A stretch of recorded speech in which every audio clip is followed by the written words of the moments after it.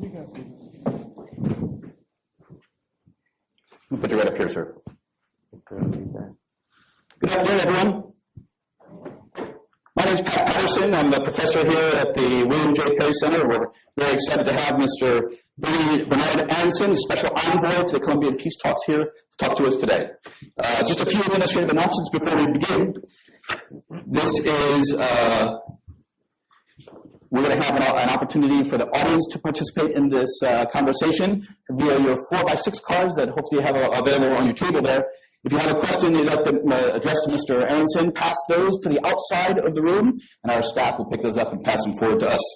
The same is true for our online audience. We want to welcome everybody who's watching this from downrange. We probably have about 15 or 20 countries from all over the hemisphere who are watching us today. Probably about 200 or 300 participants observing the discussion. So we're, as well, for those participants who want to address a question to the Special Envoy, you can type those onto the chat room that's part of the window and pass it to us, and our outreach team will direct the questions to us.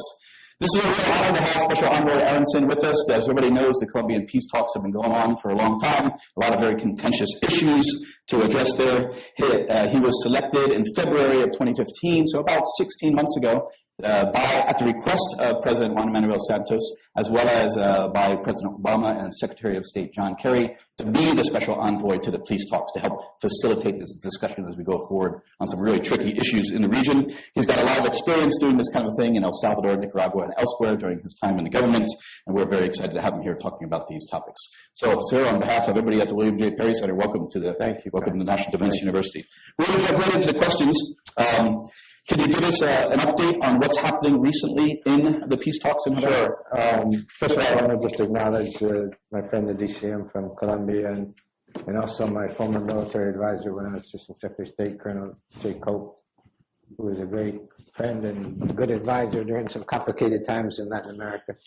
But thank you for the invitation. I was just in Havana and came back on Thursday night. Is that right, Greg? Last week. That's my 19th trip. I came away more encouraged than I've been in a long time about the momentum toward final settlement. The parties are focusing on three end-of-conflict issues. One is security for demobilized combatants, but also wider security against potential successors to paramilitarism or BACRIM. And that issue has largely been resolved, and both sides feel very good about what they've agreed on. We can go into that in more detail. And secondly, they're negotiating the terms and modalities of a formal ceasefire. As you know, the parties agreed on a informal ceasefire, but there are no boundaries or no observers. There's no monitoring. The two armies have done a very good job of staying out of each other's ways and trying to avoid confrontation. But that's inherently unstable, and we saw sometimes in the peace process last spring when there were actual very destructive confrontations. So that'll be a formal ceasefire under UN oversight. And the final issue that they're negotiating right as we speak is the terms of disarmament, or what the FARC calls leaving weapons behind, but a process by which the FARC will turn over its weapons according to a time schedule and certain modalities under UN supervision. There's still some issues that remain to be negotiated even after those three issues are resolved. But if those three issues are resolved soon, and I think they will be, you can say that the war is really over in a serious way. The parties probably hope to sign sometime in the next few months. I'm not big on predicting the dates because you never make your deadline. But I think the momentum is good, the atmosphere of the talks is good, and the progress on these very tough end of conflict issues is pretty substantive. So, I might come back next week and give you a different view, but that's where we are today. That's great news. Can you tell the audience, so they have a perspective on how things work amongst the negotiations? How does it work in Havana? How do the teams come together? What additional facilitators there are? And specifically, what's your role in that process? Well, unlike some negotiations, such as when we negotiated into the war in El Salvador, there's no designated institution that is overseeing the talks. There's no designated mediator as the power to convene the parties and propose drafts.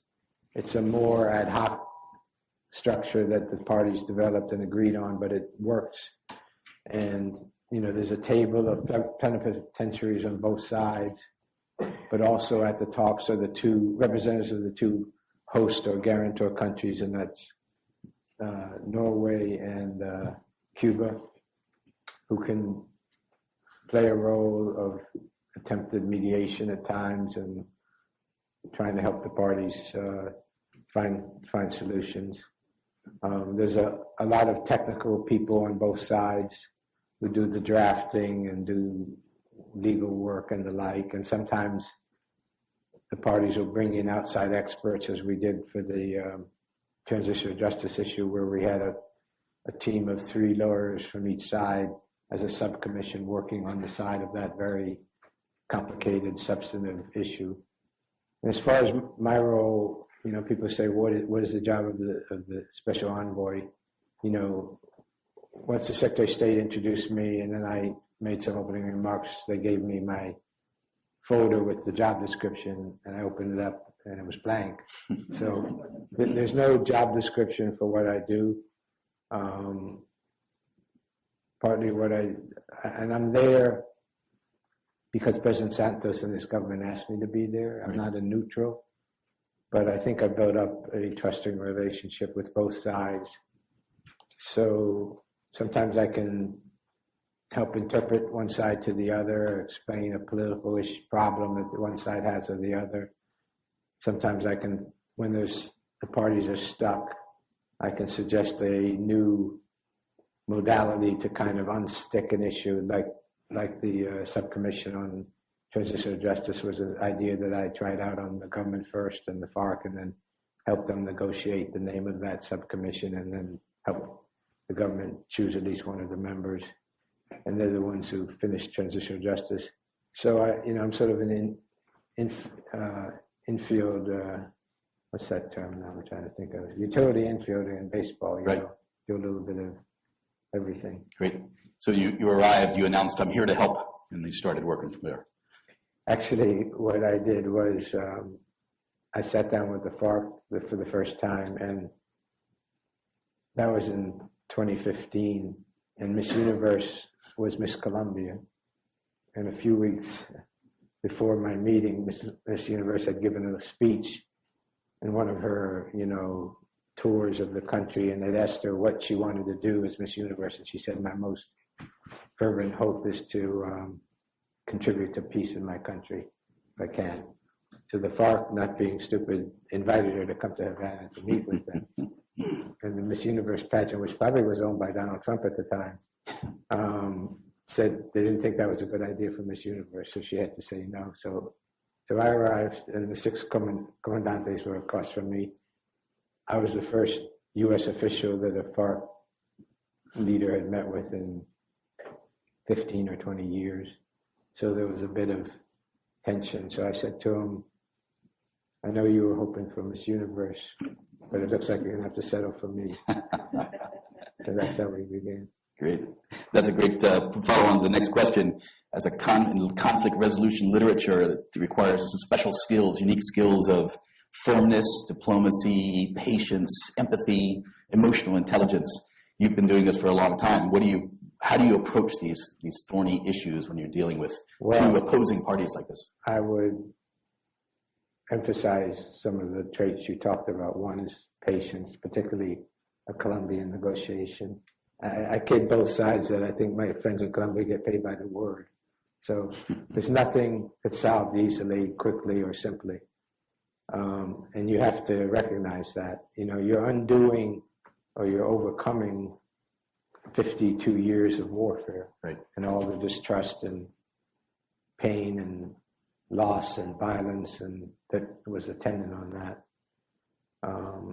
And I think you also have to be able to understand the narrative of each side and not dismiss either narrative. you don't have to agree with what the guerrillas' narrative is, but you have to understand it and acknowledge some of the parts of it which may be legitimate. And because if you come with a partisan attitude that you're just going to support the government and always dismiss the guerrillas' viewpoint, you're not going to play any role that's useful. You're just going to be another mouthpiece. So I think you have to have an ability to listen and be fair-minded. I think you also have to know what belongs to the parties and what an outside participant can and should do, because at the end of the day, it's not the job of the United States to come with formulas to impose on Colombians how to end their civil war. It's up to them to do that, but we can push and prod and make suggestions. But you definitely need patience. Right. What's changed this time? We've been at peace efforts in Colombia for the better part of a half century, especially in the last couple of decades. What's changed now? Why the previous talks have failed? Because there was a lack of trust and they appear to be disingenuous on both sides. Has it reached a stalemate or the... That's a good question. I mean, in my experience, both in El Salvador and in Colombia now, at least one side has to believe that the future is not going to get better. Right. Better that both sides believe that. In El Salvador, if those of you who remember, the guerrillas launched this major offensive in October of 1989, and they actually held some territory in the capital. They infiltrated about 2,500 combatants, and they really rocked the country, and the military fought back and overcame it, and the guerrillas lost huge numbers of people, but I think it taught the guerrillas a lesson that the Salvadoran people weren't waiting to rise up in response, and they suffered a devastating military loss, even though it was a political victory, a little bit like Tet, in Vietnam. But the security forces carried out this massacre of the Jesuits and some of their attendants, and that shocked the U.S. Congress and the conscience of the country, and so there was a threat of cutting off military aid. So both sides were looking to the future. The guerrillas were looking at a future of further attrition. They shot their wad in this final offensive. It hadn't succeeded. And the military was thinking, what happens if they cut off our lifeline? So both sides had an incentive to negotiate. In Colombia, I think the success of the last 15 years of both military and political action by the government steadily wore down the FARC and reduced their numbers by 2/3 over a period of time. And I think they rightly saw that the military option was gone. They were losing cadre by attrition. They were not a defeated army. They don't consider themselves a defeated army, but the future didn't look better for them. I think the government was in a stronger position than the Salvadoran government because there was no threat of cutting off military aid. They were not as dependent on the U.S. as Salvador was anyway, but the bipartisan support for Colombia was very strong. It was more a decision, do you want to have this constant, violence in certain parts of the country, which were, maybe 1,100 municipalities out of 110 municipalities out of 1,200. It was not all over the country by any means.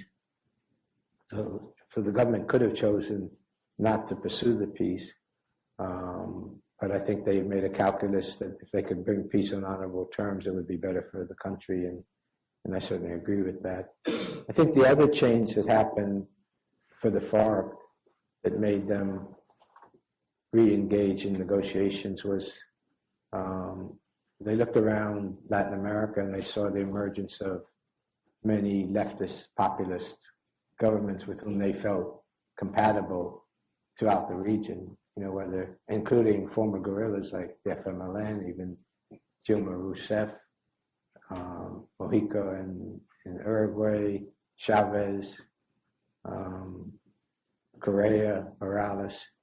So as the door to armed struggle was closing on them, suddenly this potential door for electoral power to them appeared to be open. Right. So I think the confluence of those factors, and you had a president of Colombia, I think you have to say, who was willing to very courageously spend his political capital on peace, knowing that that's a difficult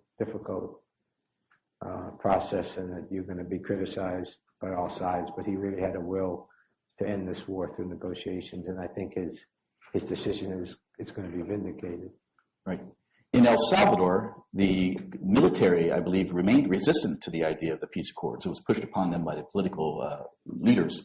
Is that the same in what we're seeing in Colombia? The military is still resistant to the idea of granting some sort of political legitimacy to the FARC, where the United States Department of State has declared a terrorist group?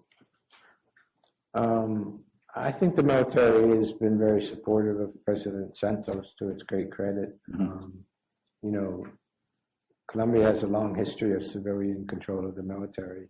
It's not a country where you've seen coup and threats of coups. It's a very professional military. And I think they've added enormously to the peace process. Several active duty and retired generals are in Havana helping to negotiate the accords, particularly ceasefire and security and disarmament. So I think that builds trust as well. But the Salvadoran military suffered a different sort of result of the peace process. They were essentially purged of what was seen as human rights abusers. So almost the entire senior officer corps was forced out of service. So I think it was a very different experience for them as well. Okay. Might have raised more of their opposition. Understand. There's some really tricky topics on the table in Havana: political participation and representation of the FARC, land reform, cessation of drug trafficking, accountability for crimes. Which has been the toughest? I know you haven't been there for all of these negotiations, but is one of those in particular the most transition of justice was the most difficult. Okay.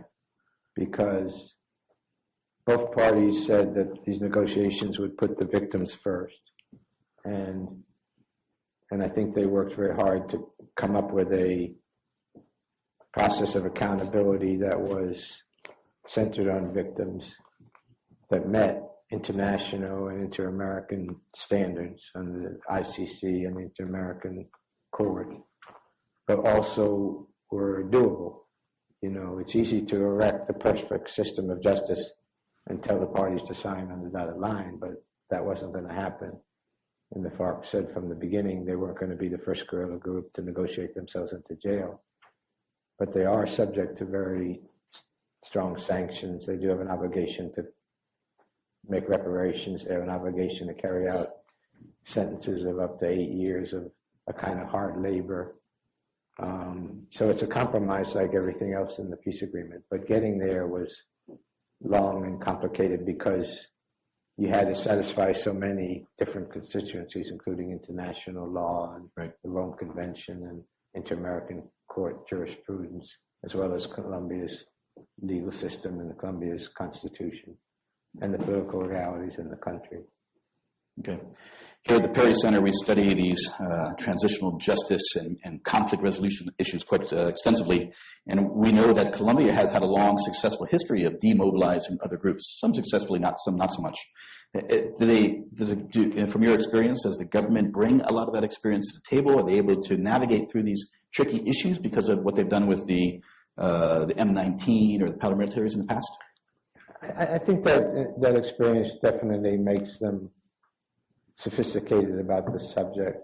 I mean, Colombia has demobilized more guerrillas and paras in the last 25 years than probably any country that I can think of through a legitimate process. I think about 52,000 people have gone through their demobilization institution. And certainly the example and the lessons they learned from M19 are applicable in some places to the negotiations with the FARC. So that history definitely informs the process on both sides. Right. And your experience doing this in El Salvador, you've obviously brought a lot of that to the table in Havana. Anything in particular that you've been able to use, you could cite for the conflict resolution specialists who are watching this process closely? Well, I think you need, if possible, to take advantage of or erect structural deadlines, not just picking a date and saying we're going to do it by that date, because there are no consequences if you fail. But in Salvador, for instance, in order to enact constitutional amendments, you needed the vote of 2 successive national assemblies. And during the negotiations, the current National Assembly was going out of office. I believe it was May 31st, either 90 or 91, I can't remember. But if they didn't pass constitutional amendments in that National Assembly, they'd have to do it the first time in the next one and then wait till the next one, would have been 4 years, which would have been impossible to sustain. And frankly, the then UN mediator was trying to amend the Constitution, allow them to make resolutions or constitutional amendments to one National Assembly and short-circuit the process, which created a firestorm on the political right in Salvador. And my view was use that deadline to get the parties at the 11th hour, which is what they did, make the first constitutional amendments, and then they were able to do it in the next National Assembly, which started, a month later. But there haven't been such structural deadlines in Colombia, which I think has made things harder, actually, because it's human nature to leave the hardest issues to the end, kick the can down the road. And I often say that in El Salvador, if you had shown the government and the guerrillas the peace treaty that they finally signed at the beginning of the process, they never would have started in the process.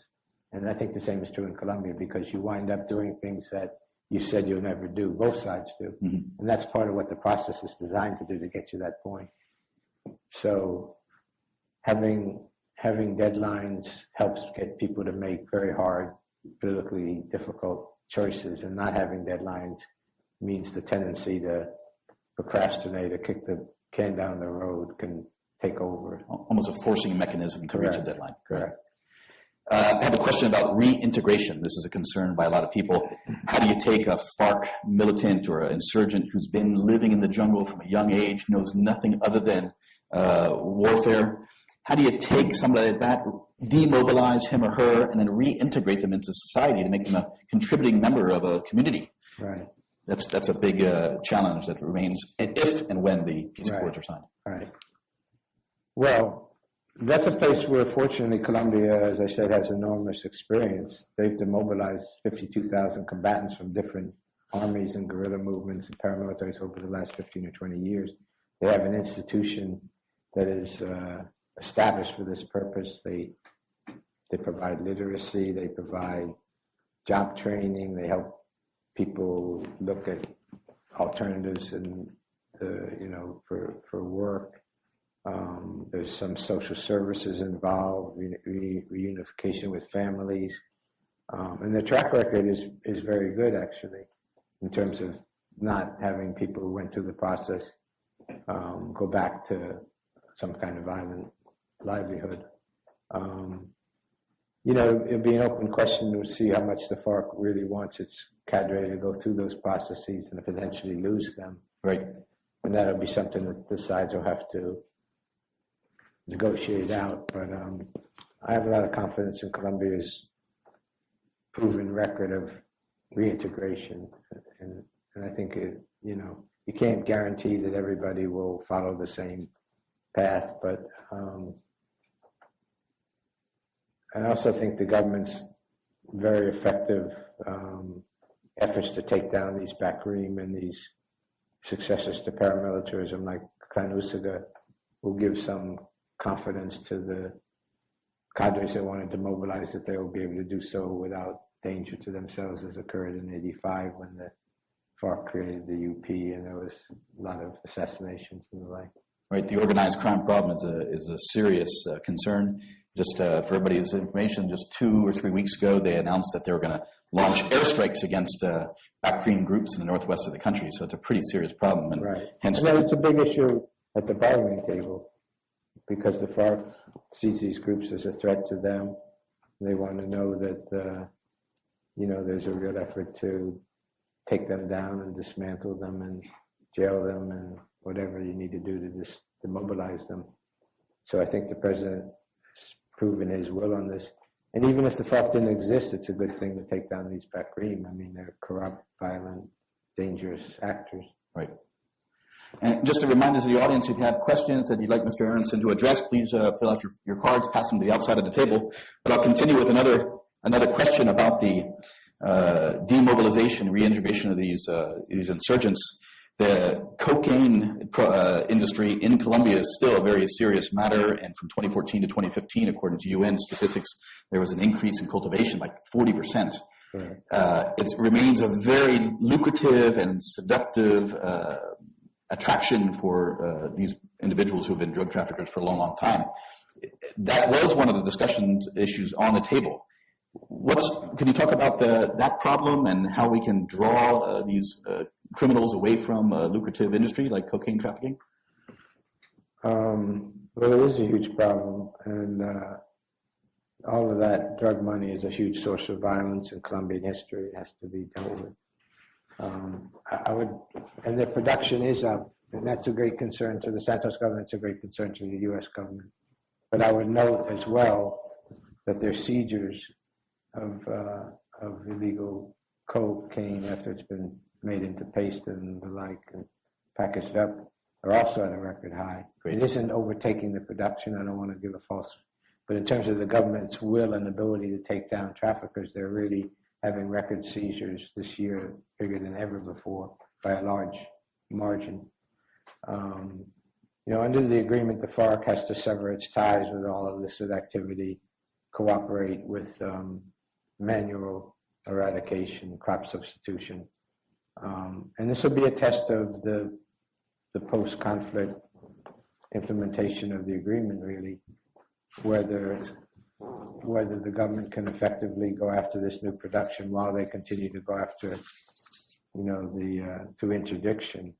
But the U.S. is very supportive, and they've put together a plan with 5 pilot programs of eradication. They're stepping up interdiction, and I think that the government is very focused on this.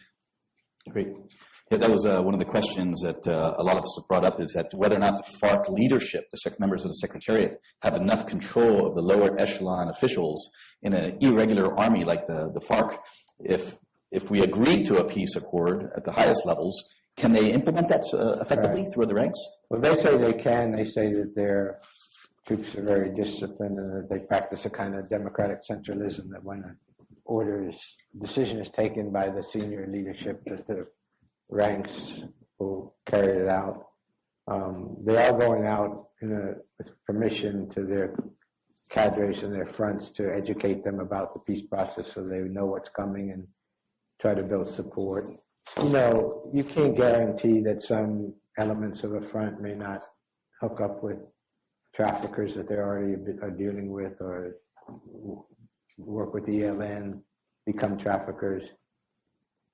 But I think that there will be a window that the government can occupy whereby we're in the areas that the FARC stops being involved in trafficking and production, and the government can move in, but it has to move in, not just with an anti-narcotics program, but with a program of government services that have not existed in those rural interior areas where there's no security, there's no schools, there's no education, there's no transportation, there's land titling is sometimes very imprecise. There are not roads to take alternative crops out. So it has to be part of a comprehensive rural economic development effort, which the Accords will call for as part of what they agreed to. Right. Here's a question from our studio audience. A member in the audience is about the millions or perhaps billions of dollars of funds that the FARC has collected from drug trafficking over the past couple of decades. In the news, the FARC has denied having that kind of money, but it seems obvious to anybody who's followed the Colombia history very long that they must have immense amounts of wealth stashed somewhere overseas or perhaps in jungle hideouts. Has that been on the table in Havana? It's been on the table between the parties. I've not been involved in those discussions directly, but any funds or assets that the FARC has under the agreement would have to be available for reparations. But locating them is more challenging than you might think. Right, especially if there's a level of denial about it. There's definitely a level of denial. Okay. Yeah. Here's another one from the audience about the level of skepticism within the public, within the society in Colombia. The talks have now gone for 3.5 years. Initially, people thought that the government announced that it would probably be done in a year. We were supposed to reach a potential accord in March of this year. We blew right past that date. As this goes on and on and on, is there the level of doubt is growing amongst Colombian society, and how does that impact the talks? Is there a sense of urgency amongst the members in Havana? Yeah, those are all good questions. There's a couple of dynamics at work. One is that large parts of the country are no longer affected by the war. Mm-hmm. Most municipalities are not affected by the war anymore. And so in areas where the security is okay and you haven't seen the FARC for a decade and nobody's kidnapping your sister, people can wonder, why are we negotiating with these people? What's the problem? Interestingly, the greatest support among Colombians is from the people who lived in the conflicted areas and have suffered the most from the war. Mm-hmm. You'd think it was the other way around, that they would want vengeance only and just, take out these guys, but they actually are the most supportive. But I also think, as you said, that, we've paid a price for how long these negotiations have taken. If you count the secret negotiations, which were preparatory to create the framework for the formal talks, they've been at it for more than 4 years now, I think. So, and I think it's difficult for people to get their hopes raised and then they get taken down and they get raised again, they get taken down. After a while, people don't want to keep investing in the process. But having said that, well, first of all, I should say I think it's to the credit of President Santos that he is going to put this entire agreement to a vote of the Colombian people in a plebiscite and let them make the final decision. He doesn't have to do that under the Constitution. He could just sign this peace treaty. I don't think any of the previous peace treaties were subject to plebiscite. Yeah. So I think it's part of his strong commitment to a democratic process that he's doing this. I believe that individual Colombians will say, I don't like this part of the agreement, or I don't like that part of the agreement, I wish it had been tougher here, etc. But when they have to vote up or down for an accord that will end the war with the FARC after 51 years and all of the suffering that's gone with it, I think that there'll be an overwhelming vote for peace. But it's not without controversy, and there are political figures in Colombia who are making that their platform to oppose the agreement, and so that has an effect. But also, Colombia is a real democracy, and there are differing views, and that's a good thing, mm-hmm. Right? If it was a Cuban plebiscite, we know the outcome. Let's go back inside the negotiations themselves in Havana. What's the relationship between the government representatives and the FARC members across the table? I imagine they came into these events, this kind of negotiation a long time ago, but very distrustful. Is there a level of civility and cordiality? Are they all working toward the same issues now? There's definitely a level of civility. I think both sides treat each other with respect and never gets into the personal and all. People control their emotions, even if they may be upset about something. And then I think when some of these subcommittees, particularly between the generals on both sides, or the equivalent commanders, a general on the Colombian side and the comandante, or a member of the secretariat on the FARC side, who have worked very intensively over many months on a given issue like ceasefire or security for demobilized combatants, I think there's a kind of respect that has grown up in some instances, a level of trust. But, the talks are like a roller coaster. You're taking all this time, you're going up, up, up, up, and all of a sudden you're heading down again. So, it's not a straight line. It's not just each day has gotten better and better and better, and we're all singing Kumbaya. But I do think that the two sides have learned to work with each other through a variety of channels that are effective. I think the Cubans and the Norwegians have been helpful significantly, and the negotiators have come to know how to talk to each other in a way that's eventually leads to a result. So I think the process is working, the way it should. Okay. Let's talk about these guarantor countries. Cuba and Norway are guarantor countries. Venezuela and Chile are accompanying countries. Can you tell us about the role they play and how they're involved? Well, Cuba and Norway are the host countries, so the talks, I think the first set of talks started in Norway, but for logistical reasons, obviously that was a long way away. So the talks take place in Havana. Havana provides all the facilities, and the FARC has houses in an area of diplomatic residences that the government owns and provides to them, and the logistics of the talks, the Cubans handle all of that. And there's issues, if the FARC commandantes have to travel to Colombia, there's a lot of logistical efforts that the Cubans and the Norwegians help with. The Norwegians have been very involved in the demining effort and working with a Norwegian NGO on that. And then they work as facilitators in the talks, somewhat like I do. Chile and Venezuela are much less formally involved. They don't have a representative at the table. They weigh in sometimes when there's a need to speak as a common voice. The time when the talks were broken down and the four of them issued a joint communique asking the parties to come back to the table, and that created a face-saving kind of umbrella under which the parties could both go back. So they play a role as well, but I think the dominant role is certainly Norway and Cuba. Right. Among the four. Okay. In some sectors of the Colombian society, there's a lot of question and doubt about the role Cuba's playing as a longtime sponsor of communist revolutions and social movements in the region.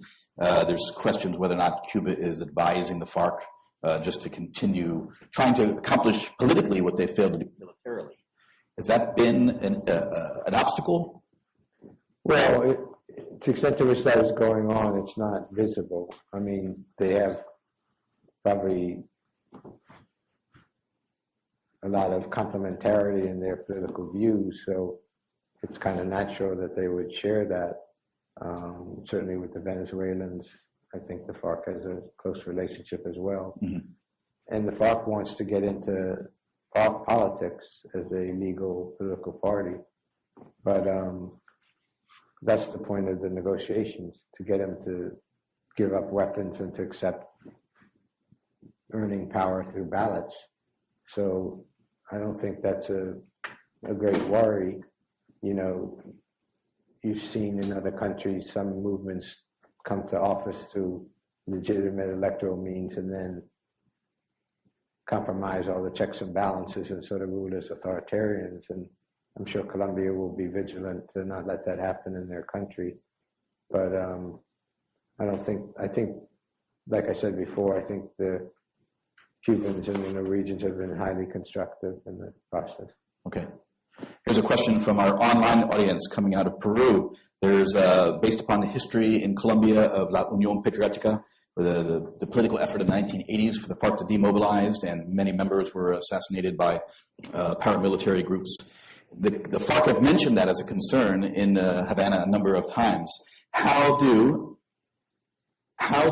these groups who have fought for so long have this sense of peaceful coexistence as they're reintegrated into society after the peace accord signed? Which groups are you referring to? The armed forces in the FARC, or the FARC going back into a community, for example, that they've perhaps conducted hostilities in before, even committed human rights violations, perhaps a sense of vengeance, even perhaps from some rogue members of ex-paramilitary groups or even members of Colombian military who want to take a form of extrajudicial.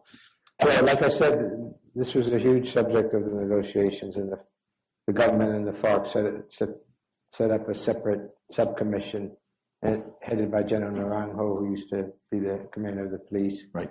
and a FARC member of the Secretariat named Carlos Antonio Losada.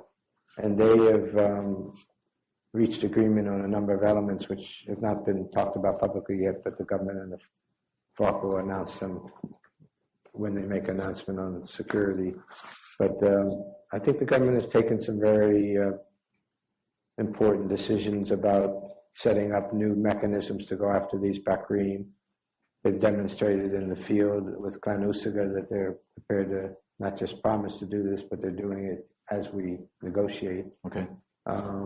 There's going to be a personal security component of that for the top FARC commanders. So I think to the extent to which you can bulletproof the mobilization process, they're trying to do that, but there's a lot of people who get killed in Colombia. Nobody knows who or why. I don't think that'll disappear from the country, but and I don't want to predict something that may not turn out, but I was always struck in Salvador that it was also a very dirty war. Right. A lot of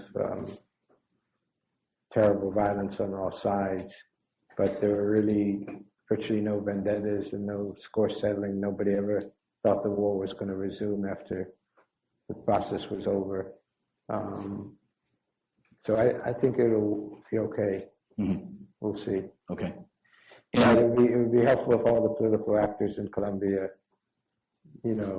supported the importance of security for the demobilized combatants and taking down these former paramilitaries. It takes a very professional and disciplined force to follow orders and avoid those kind of actions that the country. Yeah, I'm not worried. I don't think the Colombian armed forces are the problem at all. Mm-hmm. They're more than disciplined. They've been part of the peace process.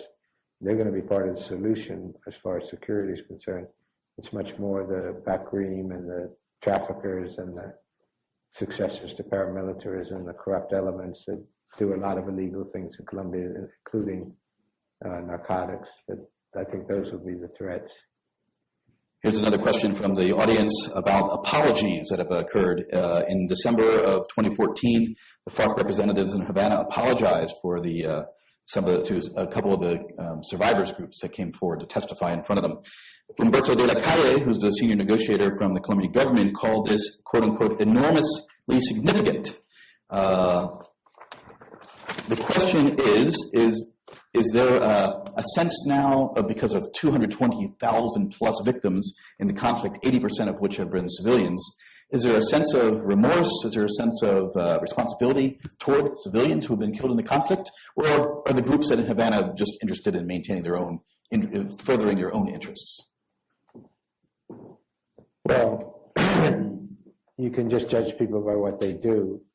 In addition to those apologies, one of the senior members of the Secretariat went up to an area where there was indigenous people living that had been caught in the middle of a firefight between the FARC and some paras many years ago, and the FARC rocketed the area and with mortars, and they landed on a church, and about 70 or 80 civilians, many women and children, were killed. And this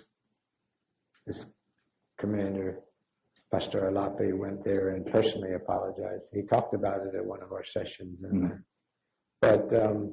But the FARC does not apologize for having waged a revolution. They believe that was just and needed, and they're not going to say what we did for 51 years was a mistake. They haven't said that yet. I don't think they will say it. But built into the structure of the transitional adjustment is a truth commission and a set of confessions of their crimes that have to be delivered to these judges. If they fail to tell the whole truth of their all sides, state actors too, but of crimes against humanity or war crimes or violations of international human rights law, then they will be thrown into the civilian courts and subject up to 20 years in hard time in prison. So in the structure of the peace accords is confessions and apologies and reparations to the victims. That's a fundamental part of it. There are also, in addition to those human rights trials that you're mentioning, there's also going to be a truth commission. Right. That will pursue the promises of non-repetition and stuff like that. Are you familiar with how that's going to work? Has there been a lot of, I know that's been one of the topics of transitional justice in Havana. They're still figuring out how they're going to choose the members of that, I think. It hasn't been, I haven't been too involved on the Truth Commission, just getting one set up, but the modalities of how that'll sort of work, it's in the processes and who will be the members. I'm not so up on right now. Okay. How about the United Nations peacekeeping force that's going to come in and oversee the disarmament? Right. It's not actually technically a peacekeeping force under UN normal terms. It's not blue hats. It's a civilian mission, though many of its members will be former military or active duty military. It was set up under the auspices of the Security Council, which voted unanimously to establish this. It's called a monitoring and verification mechanism. Okay. The UN Secretary General appointed a very skillful diplomat named John Arnaud, who set up the peacekeeping process in Guatemala as part of the end of the conflict there. I think he's trying to recruit about 400 members. They'll have hub offices in about 9 cities in Colombia, but they will actually be in the field monitoring and overseeing the concentration of the FARC in the concentration zones, monitoring some of the traffic in and out, and ultimately monitoring the handing over of weapons under disarmament. Mm-hmm. That was a challenge in El Salvador. In fact, I think 1 or 2 years afterwards, there was a huge cache of weapons found from the guerrillas. That's going to be a tough task, I think, for just what's estimated to be 350. Well, I've told the guerrillas that they would be making a terrible mistake not to hand over every weapon because it'll be found, and they'll lose any trust that they hope to build if they want to become a political force. How was that advice received? They listened. Good. Okay. Here's another question from the audience about the women FARC members. An estimated 30 to 40% of the FARC are females, and how are they going to be reintegrated into society? They have a different aspect of perhaps stigmatization and other problems. Have their role been discussed in the demobilization process in particular? I think it will be built into the demobilization process. I don't know that their role has been. I think they're just getting to the discussion of the specific modalities of demobilization right now. So that's yet to be defined. But a lot of the combatant, the FARC has a significant percentage of its ranks that are female combatants. And it does pose extra sets of issues that have to be dealt with, family reunification and the like. But again, of the 52,000 combatants that the Colombians have already demobilized, I'm sure that thousands of them were also women in previous efforts, including M19 and others. So I don't think it's a new problem, but maybe the numbers will be larger. Okay. Here's another question from the audience about the economic realities, the price of oil dropping, the Colombian budget being having some troubles as well. Have the FARC or the Colombian government talked about the complications associated with a low economy? Well, yes, for sure. They're very cognizant of it because about 30% of their revenues, government revenues, depend on oil earnings. Mm-hmm. And the price of oil is, dropped 65, 70%. It's starting to bump up a little bit in the last month, which is good. But it does put extra pressure on the Colombian government as far as resources are concerned. You have a historic low not historic, but a significant low in oil prices just when all of these needs to carry out the implementation of the agreement are coming, and have to be addressed. The United States under President Obama has pledged, asked for the Congress to appropriate $450 million in fiscal year 17 to help with some of the funding. The EU, my counterpart from the EU, just announced in Bogota 2 days ago that they're going to provide, I think, 540 million euros. Mm-hmm. And many individual countries are going to make commitments. The United States and Norway have also put together a group of countries, about 22 so far, called the Global Initiative for Demining in Colombia, where we're bringing in experts from all of the member countries. We had a very successful meeting in Bogota 3 weeks ago, Craig? 3 weeks ago. And we also brought them out to the demining sites in Orion. And we're hoping that'll be a separate channel for support. Colombia says it needs about $340 million to demine. Is that right, Craig? 320. And the United States in Norway have committed 50 million so far. So we want to use this as another vehicle. But resources are going to be important. And I think it's particularly important for the Congress in the United States to recognize that this is a great success story, first and foremost for Colombia, but the United States played a significant role. And at a time when the conventional wisdom is that we cannot accomplish anything as a nation on a bipartisan basis, Colombia is a huge bipartisan success story. It started out under a Democratic president and a Republican Congress. It's been sustained through successive administrations. Congress has gone to the Democrats, the presidency went to the Republicans. It's been sustained over 15 years. And it would be a tragic mistake to walk away just when the ability to consolidate all these gains are on the table. So I think our Congress and hopefully other countries will step up to this challenge and opportunity. Okay. We're almost out of time, sir. I just got a couple more questions, if we could, about here's a question from the online audience about the extradition policy. Colombia has had an extradition policy to the United States for a better part of 25 plus years. And now, as we understand, that's now been taken off the table. Is that formally off the table? Has the Colombian government agreed to that as part of the negotiations? Well, first of all, there's no better partner for the United States around the world as far as extradition in Colombia. They've extradited about 2,200 people to our country. We have an extremely close cooperative relationship between our judicial system and our DEA and FBI and others in criminal justice with the Colombian counterparts, and we value that relationship very much. Most of the FARC leadership were facing indictments or are facing indictments from the U.S. Mm-hmm.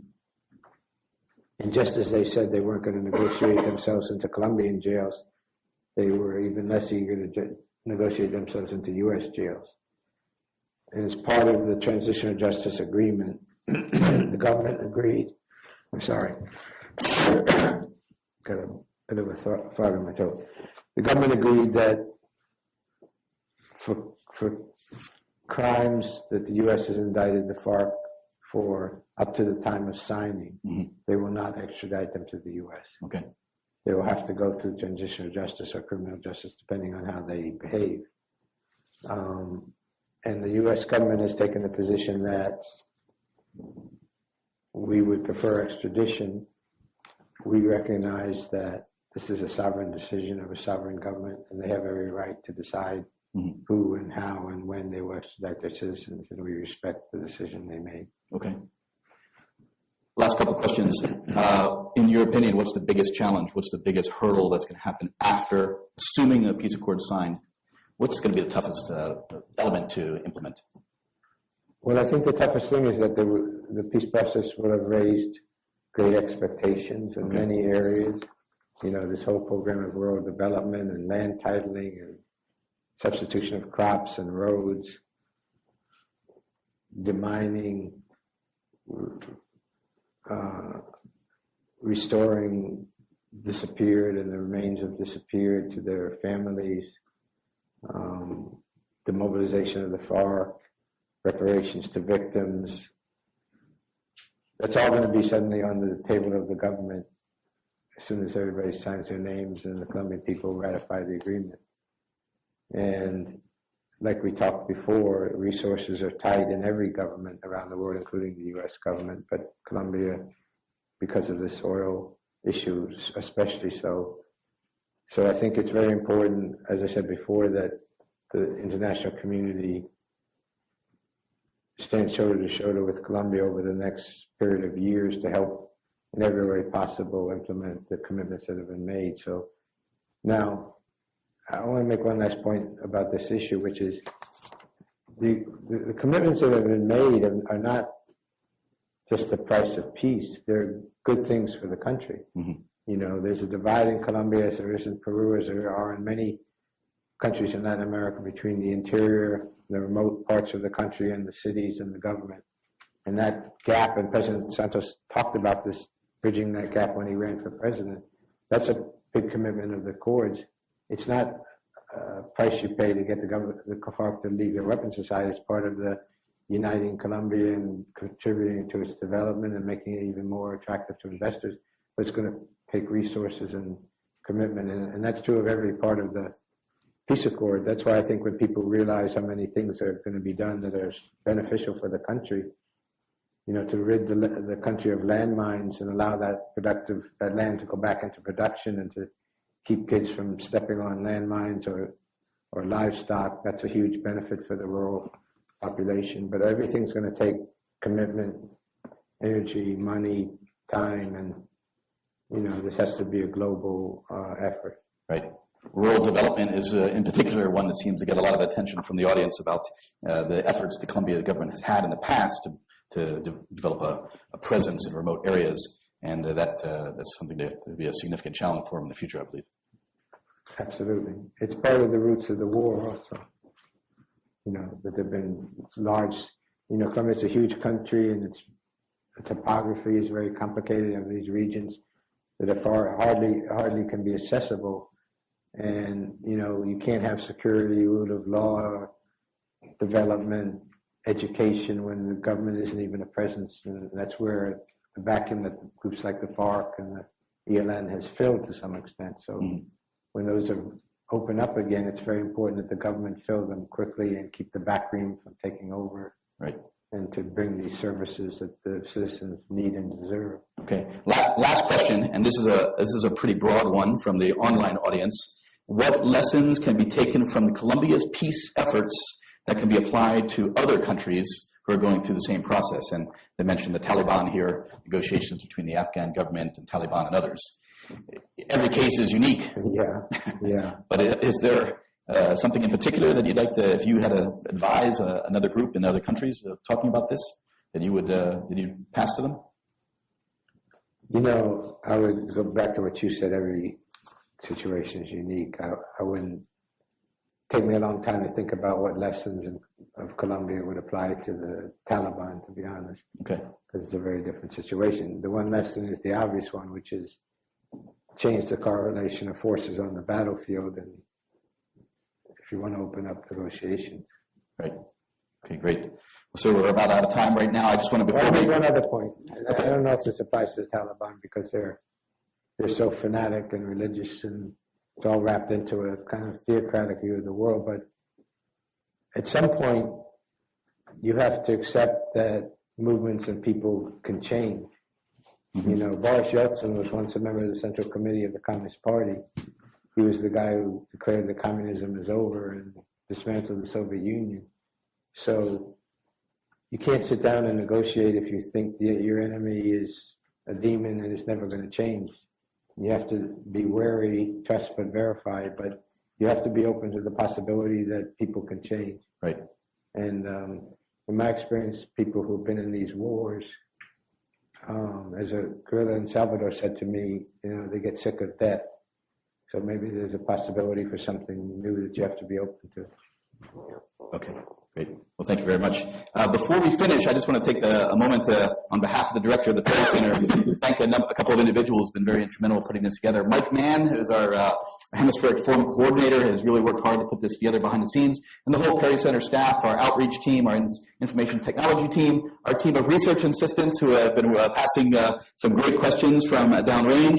We do have another Hemispheric Forum coming up in just a couple more weeks on LGBT personnel in the armed forces. It'll be held right here in the Perry Center on 22 June. Please check our webpage for information on that. And most importantly, Mr. Aronson, Special Envoy Aronson, I want to thank you on behalf of the director and everybody here at the Perry Center for spending time with us today. It's been very insightful about your efforts. I enjoyed it. Ladies and gentlemen. So that was great. Thank you very much for attending.